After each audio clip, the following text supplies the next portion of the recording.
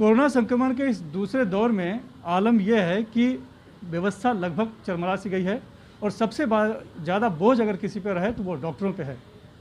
और ऐसे डॉक्टरों में कुछ ऐसे भी शख्सियत हैं जो कि अपना दर्द भूलकर दूसरों के लिए मरहम बन रहे हैं। ऐसे ही एक डॉक्टर हैं मीरा भाईंदर महानगर पालिका के अस्पताल के सिविल सर्जन डॉक्टर अशोक गीते, जो खुद हिप जॉइंट से पीड़ित हैं। इन्हें बेड रेस्ट कहा गया है, लेकिन इलाज ज़रूरी है क्योंकि डॉक्टर हैं पेशे से, तो स्वाभाविक तौर पर जो इनका भाव है वो है कि मरीजों को इलाज मिले। इसीलिए अपना बेड रेस्ट छोड़कर ये इस तरह से वॉकर पर इस अस्पताल में रोज़ाना आ रहे हैं।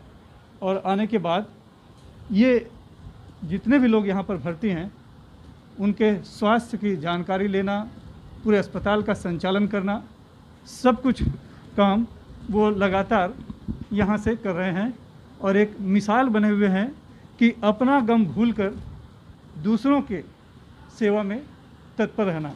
ऐसे डॉक्टर अशोक गीते ये यहाँ से भी संचालित करते हैं और साथ ही वार्ड में भी जाते हैं जैसी ज़रूरत होती है। हम बात करना चाहेंगे डॉक्टर साहब से। सर, हमने देखा कि आपको इस वॉकर के ज़रिए आना पड़ रहा है। आपको हिप जॉइंट की कुछ समस्या है, ये क्या है, कब हुई और आपको कब तक बेड रेस्ट कहा गया था?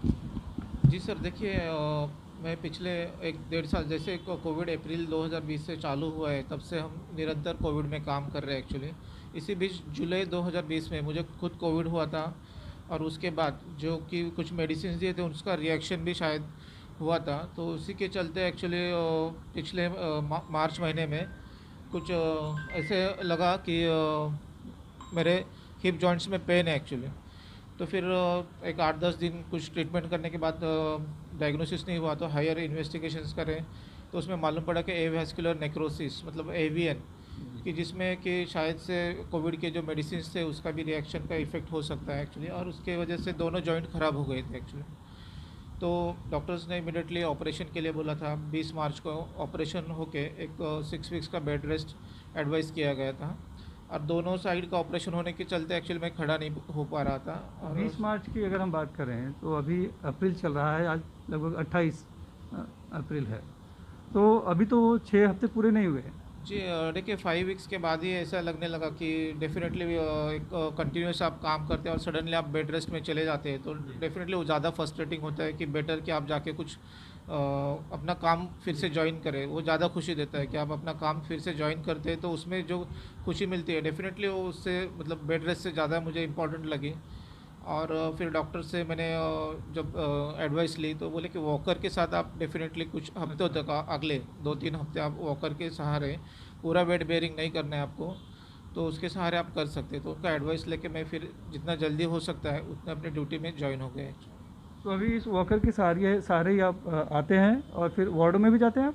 जी हाँ, जैसे ज़रूरत पड़ती है कुछ एज अ सिविल सर्जन कुछ एडमिनिस्ट्रेटिव देखने के लिए, या फिर कुछ इश्यूज़ होते हैं, या फिर रिलेटिव्स के कुछ कंप्लेंट्स आती हैं, तो डेफिनेटली मैं सॉर्ट आउट करने के लिए ज़रूरत पड़ने पे वार्ड में भी जाता हूँ। एज़ पर मेरे कैबिन में जैसे कि 50 सीसीटीवी पूरे आईसीयू वार्ड्स कैजुअलिटी पूरे कवर किए गए हैं। उससे मैं पूरा ध्यान रखता हूँ पूरे हॉस्पिटल में कि क्या चल रहा है, कहाँ पे कुछ दिक्कत है क्या, और ऐसे कुछ आता है तो डेफिनेटली वहाँ पे जाके भी सॉर्ट आउट करने की कोशिश करता हूँ। यानी ये पूरी यहाँ बैठकर आप पूरी निगरानी करते हैं? जी हाँ। मॉनिटरिंग होती है पूरी सब वार्डों में, कहाँ कहाँ क्या हो रहा है? जी यहाँ पे हर एक वार्ड में हर एक बेड के पेशेंट्स का एक्चुअली कवर्ड है सीसीटीवी में। तो डेफिनेटली जैसे कुछ भी उसमें मूवमेंट्स होती है, कुछ भी मुझे बताना होता है हॉस्पिटल्स में, मैं फ़ोन पे कांटेक्ट करता हूँ। स्पेशली जब कुछ रिलेटिव्स के कुछ स्टेटस अपडेट्स करने होंगे तो खुद मैं पेशेंट्स को यहाँ से मॉनिटर करता हूँ, और जितना हो सकता है कम से कम लोगों को दिक्कत हो, अच्छे से अच्छे पेशेंट्स को ट्रीटमेंट मिले, उनकी जो भी जानकारी है पेशेंट्स की रिलेटिव्स तक पहुँचे, क्योंकि खुद रिलेटिव्स अंदर नहीं आ सकते हैं कोविड के चलते।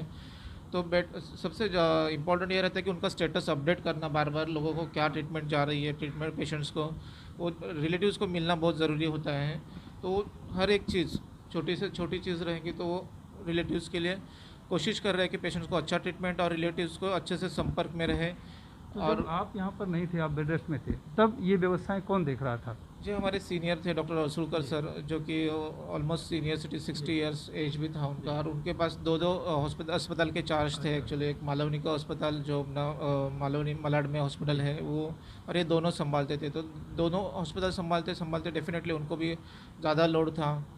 तो जैसे मैंने जितना जल्दी हो सकता है डेफिनेटली वो ट्राई किया है कि आप आके कहने से join उनका लोड कम हुआ, और साथ ही जो डॉक्टर यहाँ पर काम कर रहे जी। हैं उनको भी थोड़ी राहत मिली होगी कि आप पहले से संभालते रहे, आप पूरी व्यवस्था को अच्छे से समझते हैं। जी हाँ, मैं पिछले जैसे कोविड शुरू हुआ तब से एडमिनिस्ट्रेशन या फिर बाकी के खुद राउंड्स ले रहा हूँ, या सारी चीज़ें नज़दीक से देख रहा हूँ।